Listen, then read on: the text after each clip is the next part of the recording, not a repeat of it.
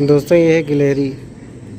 आप जो निशान देख रहे हो, आपने डिस्कवरी चैनल पे बाकी गिलहरियाँ देखी होगी जो इंडिया के बाहर होती हैं, उनके निशान नहीं होता है। और इंडिया में ये जो गिलहरी है भगवान राम के टाइम की है, क्योंकि उन्होंने हाथ फेरा था जब पुल बन रहा था, तो इसी के ये निशान दिख रहे हैं।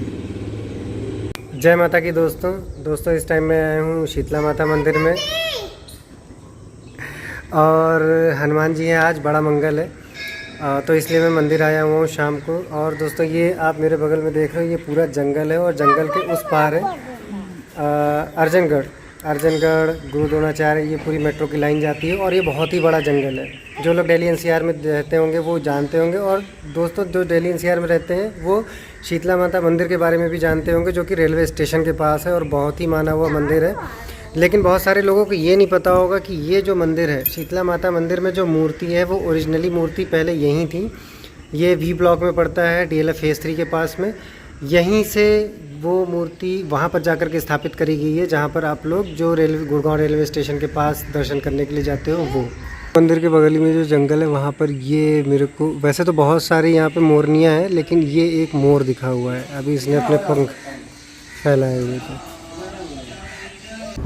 हर हर गंगे दोस्तों, मैं हूँ आपका होस्ट एंड दोस्त Narendra Tiwari and welcome back in my channel Narendra paradise. तो दोस्तों आज की इस नई वीडियो में आपका स्वागत है। तो दोस्तों जैसा कि आपने टाइटल से देख ही लिया होगा, ये वीडियो डेडिकेटेड है हमारी माँ गंगा, यानी कि भारत की यानी कि दुनिया की सबसे पवित्र नदी गंगा माता, उनसे रिलेटेड। और उनसे रिलेटेड मैं वीडियोस की सीरीज बनाने जा रहा हूँ। इस वीडियो के बाद मैं 3 वीडियोस अपलोड और भी करूँगा, तो ये बहुत ही स्पेशल सीरीज होने वाली है। आप ज़रूर देखिएगा इस वीडियो को भी और इसके आगे आने वाले व्लॉग्स को भी। तो दोस्तों इस वीडियो को मैं 3 पार्ट्स में डिवाइड करना चाहूँगा। सबसे पहले मैं जिस जगह के बारे में या जिस भी तीर्थ के बारे में बताना चाहता हूँ इस अपनी इंफॉर्मेटिव वीडियो में, वो क्या है, उसका महत्व क्या है, हमें वहाँ पर क्यों जाना चाहिए। क्योंकि मुझे ये बिलीफ है कि हम में से बहुत सारे लोग ऐसे होंगे जिन्होंने उसके बारे में सुना नहीं होगा, सुना होगा तो पूरी डिटेल नहीं पता होगी, जिनमें से मैं भी एक आता था।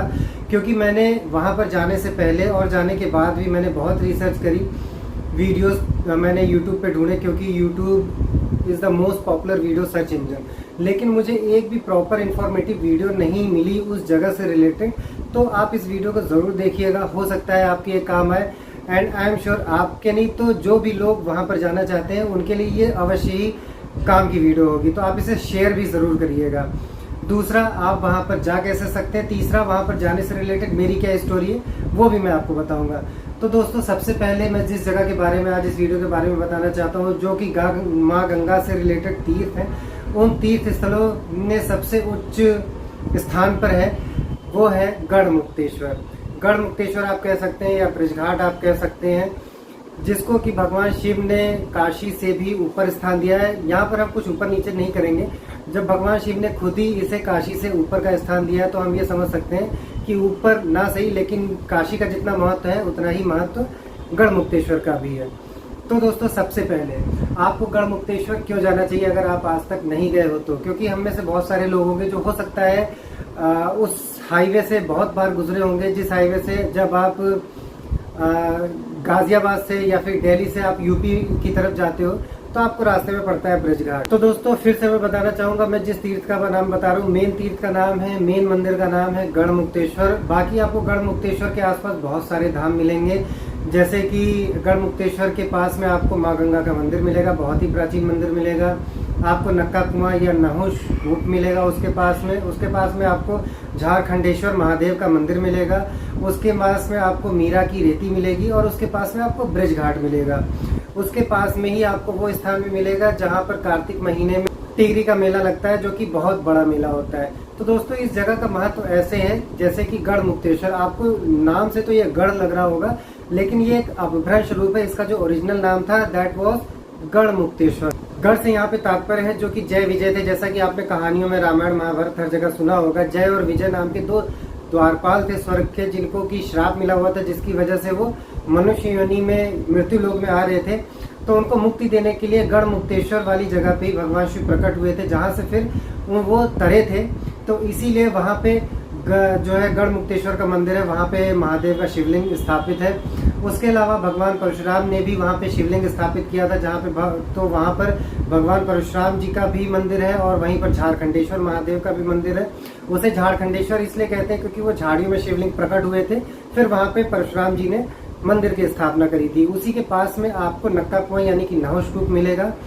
वहाँ पे पांचों पांडव अज्ञातवास में जब विचर रहे थे तो एक बार भीम को एक सर्प ने जकड़ लिया हुआ था। वो सर्प में प्राचीन समय के एक राजा थे जो सर्प योनि में थे श्राप की वजह से। फिर उनका वार्तालाप युधिष्ठिर से हुआ था। उसके बाद उन्होंने वो अपना जो उनका सर्प योनि थी उससे वो तर गए थे, इसी वजह से उस कुएं को नक्का कुआं कहते हैं। उसके अलावा नक्का कुआं जो है वो कुआं काफ़ी गहरा है और जो कि अंदर ही अंदर गंगा नदी से जाकर के मिलता है, तो बहुत ही स्पेशल है ये जगह। उसके अलावा पास ही में मीरा की रेती है। मीरा की रेती दरअसल वहाँ पे जो भगवान श्री कृष्ण की भक्त थी मीराबाई, उन्होंने बहुत समय अपनी लाइफ का वहाँ पे बिताया था, भगवान की भक्ति करी थी और बहुत बड़ा मंदिर बनवाया था।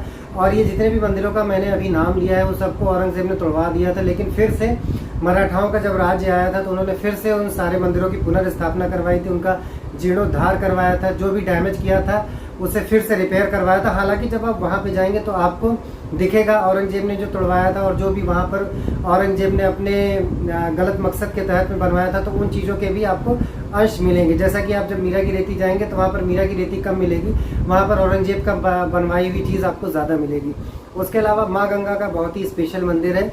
और दोस्तों ये जगह इसलिए भी फेमस है क्योंकि पाँचों पांडवों ने कौरवों का जो श्राद्ध किया था, क्योंकि जब महाभारत का युद्ध खत्म हुआ था तो पांचों पांडव जो है बहुत ही आत्मग्लानि से भर गए थे कि उनको अपने पूरे वंश का, अपने पूरे खानदान का नाश करना पड़ा, तो उन्हें बहुत ही पश्चाताप हो रहा था। तो श्री कृष्ण जी से उन्होंने पूछा कि हम क्या कर सकते हैं, तो उनको उनकी आत्माओं को तारने के लिए उनका जो पिंडदान किया गया था वो इसी जगह पर किया गया था। लेकिन उसके बाद कलयुग में हमारे लोगों के पाप की वजह से जो गंगा नदी है वहाँ पर जो प्राचीन गंगा मंदिर बना हुआ है वो उससे 5 किलोमीटर दूर चली गई हैं।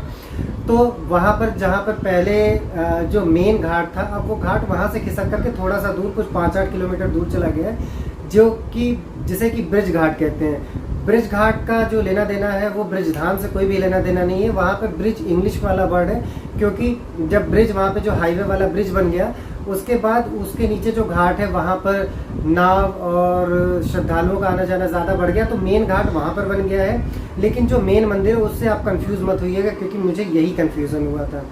तो दोस्तों इस स्थान का बहुत ही महत्व है, जहाँ पर जय विजय तरे थे, मृत्यु लोक से उन्हें स्वर्ग लोक में वापस जाने का रास्ता प्राप्त हुआ था। उसके अलावा कौरवों का भी पिंडदान हुआ था। उसके अलावा परशुराम जी ने स्थापना करी थी झारखंडेश्वर महादेव की, जहाँ पर भगवान शिव ने खुद दर्शन किए थे, जय विजय दिए थे जय विजय जी को, जहाँ पर पांचों पांडवों का अज्ञातवास बीता था, मीराबाई ने जहाँ पर भक्ति करी थी। तो इस वजह से यह जगह बहुत ही स्पेशल है, यहाँ पर जाना बहुत ही ज़रूरी है। दूसरा क्वेश्चन दोस्तों कि यहाँ पर कैसे जा सकते हैं। यहाँ पर दोस्तों आप बस से भी जा सकते हैं, आप अपने पर्सनल व्हीकल बाइक और कार से भी जा सकते हैं। मैं बाइक से गया था और मैं 2 बार यहाँ पर जा चुका हूँ। दिल्ली से ये मात्र 90 किलोमीटर की दूरी पर है।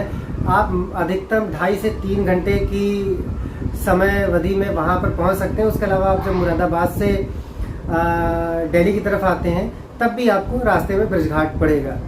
तो दोस्तों ये हो गया आप कैसे पहुंच सकते हैं। अब इसी से रिलेटेड है मेरी कहानी कि मैं वहां पर कैसे पहुंचा था। मैंने इसके बारे में बहुत सुना था, लेकिन जब मैंने पहली बार जब मैं जा रहा था बाइक से तो मुझे कन्फ्यूज़न हो गया। मैंने गूगल मैप में सर्च किया था गढ़मुक्तेश्वर, जो कि आप भी सर्च कर सकते हो।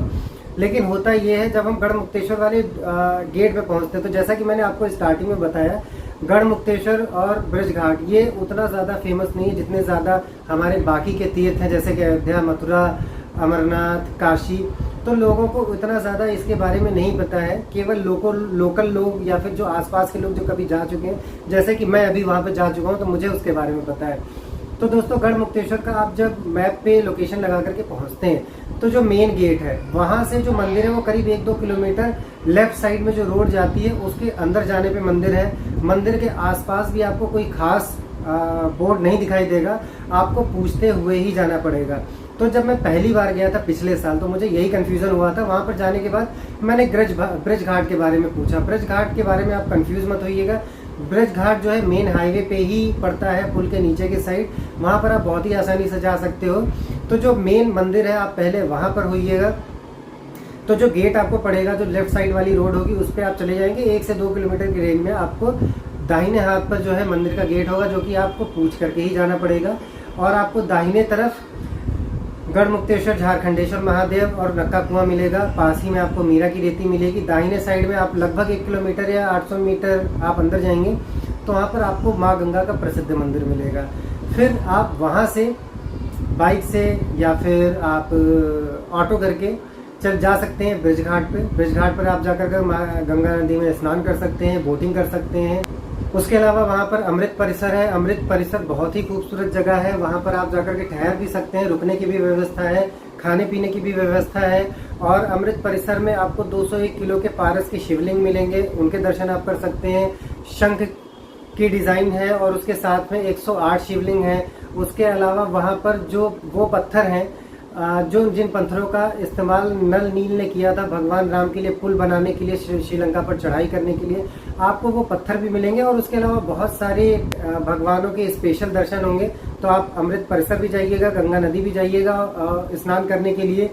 नौका विहार करने के बाद आप शाम के समय तक अगर आप रुकते हैं तो वहाँ पर आप शाम को आरती भी देख सकते हैं, जो कि बिल्कुल बनारस के तर्ज पे होती है। तो दोस्तों, मैं अभी 1 महीने पहले मैं फिर से गया हुआ था ब्रिज घाट। तो इस समय मैंने पूरी इंक्वायरी करी और मैं पहले गढ़मुक्तेश्वर महादेव के मंदिर गया और वहाँ पर भी मैंने जल चढ़ाया। झारखंडेश्वर महादेव के भी मैंने दर्शन किए।